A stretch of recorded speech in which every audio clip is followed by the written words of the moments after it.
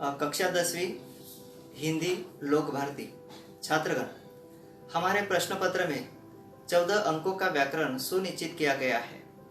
इसमें विकारी शब्द, अविकारी शब्द, काल परिचय, संधि, वाक्य भेद, सहायक क्रिया, प्रेरणार्थक क्रिया आदि पर प्रश्न पूछे जाते हैं। व्याकरण यह एक ऐसा विभाग है जिसमें छात्र पूरे अंक प्राप्त कर सकता है। आज हम इसी व्याकरण विभाग का एक घटक देखने जा रहे हैं, अविकारी शब्द। इसे ही अव्यय कहते हैं। छात्रगण, पहले हम अविकारी शब्द का अर्थ जान लेते हैं। अ यानी नहीं, विकार यानी परिवर्तन या बदल।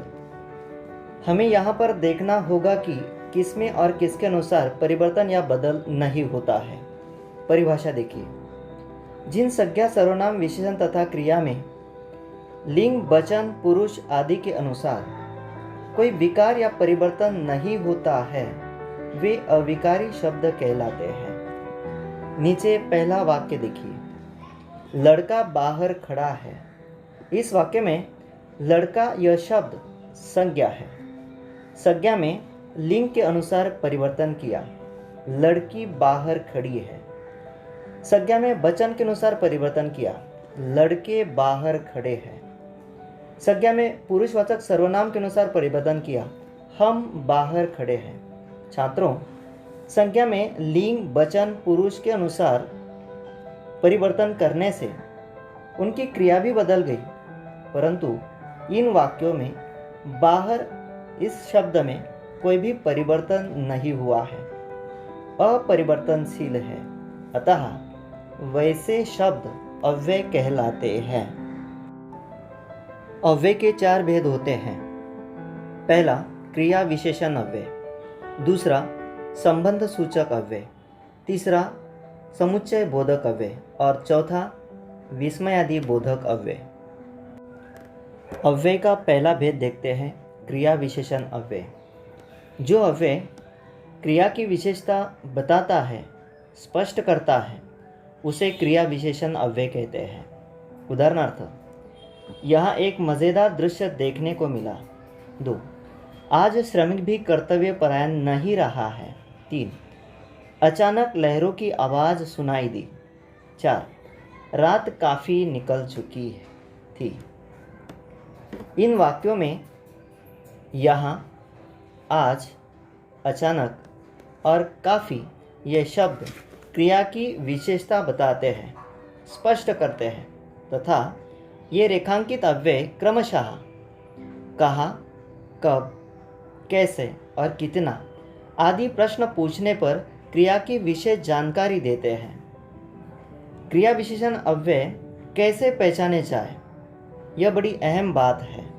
इसलिए हमेशा के लिए ख्याल में रखना है कि क्रिया विशेषण अव्यय हमेशा स्थान, काल, रीति और परिमाण सूचक होते हैं। जैसे कि पहले वाक्य में यहाँ यह अव्यय स्थान सूचित करता है, दूसरे वाक्य में आज काल सूचित करता है, तीसरे वाक्य में अचानक यह अव्यय रीति सूचित करता है और चौथे वाक्य में काफी यह अव्यय परिमाण सूचित कर रहा है। अतः ये क्रिया विशेषण अव्यय है। दूसरा भेद संबंध सूचक अव्यय। उसकी परिभाषा देखते हैं। जो अव्यय संज्ञा या सर्वनाम के बाद आकर उसका संबंध वाक्य के किसी दूसरे शब्द के साथ सूचित करता है, उसे संबंध सूचक अव्यय कहते हैं। छात्रगण, यह अव्यय वाक्य के अन्य शब्दों के साथ संबंध बताते हैं। उदाहरण देखिए। प्यार के बिना जीवन सुना है। मैं चांद की ओर देखती रही। धन से रहित आदमी दुखी होता है। हमारी ओर से यह तोहफा। मेरे सामने आकर बैठो। इन वाक्यों में बिना, और, रहित, और, सामने ये शब्द विभक्ति के साथ आए हैं तथा संज्ञा और सर्वनाम के पश्चात आए हुए हैं। अतः ये संबंध सूचक अव्यय है। छात्रगण, संबंध सूचक अव्यय की यह विशेषता होती है कि इस अव्यय का प्रयोग बहुधा कारक विभक्ति के साथ होता है, जैसे के, की, से, री, रे आदि। भेद तीसरा, समुच्चय बोधक अव्यय।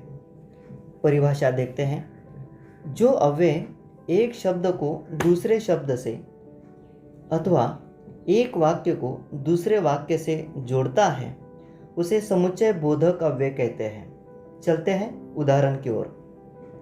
आपका प्रेम और वैराग्य सराहनीय है। सांस निकलती है पर आस नहीं निकलती। मैं सोचने लगा कि पर्यटन का भी अपना ही आनंद है। यदि बड़ा बनना चाहते हो तो परिश्रम करो। छात्रगण, पहला उदाहरण देखिए। इस उदाहरण में प्रेम और वैराग्य ये दो शब्द और इस अव्यय ने जोड़ दिए हैं, इसलिए और यह समुच्चय बोधक अव्यय है। दूसरा उदाहरण, सांस निकलती है पर आस नहीं निकलती। इस वाक्य में पर इस अव्यय ने दो स्वतंत्र वाक्यों को जोड़ दिया है, अतः यह समुच्चय बोधक अव्यय है। तीसरा उदाहरण, मैं सोचने लगा कि पर्यटन का भी अपना ही आनंद है। इस उदाहरण में दो वाक्यांश की इस अव्यय से जुड़ गए हैं, अतः ये समुच्चय बोधक अव्यय है। चौथा उदाहरण, यदि बड़ा बनना चाहते हो तो परिश्रम करो। यह वाक्य यदि तो इस अव्यय शब्द से जुड़ गया है, अतः यह समुच्चय बोधक अव्यय है। छात्रगण, इस अव्यय की यह विशेषता होती है कि यह अव्यय बहुधा दो शब्दों, दो वाक्यों या दो वाक्यांशों को जोड़ता है। भेद चौथा, विस्मयादि बोधक अव्यय।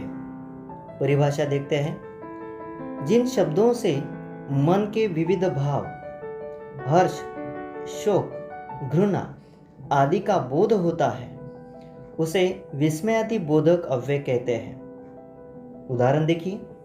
वाह, बड़ा आनंद है। हाय, तुम्हें क्या हो गया। उफ, कितनी गर्मी है। छी, कितनी गंदगी है। इन अवयवों से मन के विविध भाव प्रकट होते हैं। जैसे पहले वाक्य में वाह, इस अव्यय से हर्ष का भाव प्रकट होता है। दूसरे वाक्य में हाय अव्यय से दुख का भाव प्रकट हो रहा है।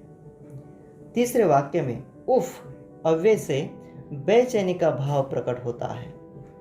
चौथे वाक्य में छी तिरस्कार का भाव प्रकट होता है। छात्रगण, इस अव्यय की विशेषता यह है कि यह अव्यय बहुधा वाक्य का प्रथम शब्द होता है। शब्द के साथ या अंत में आश्चर्य चिन्ह का प्रयोग होता है। धन्यवाद।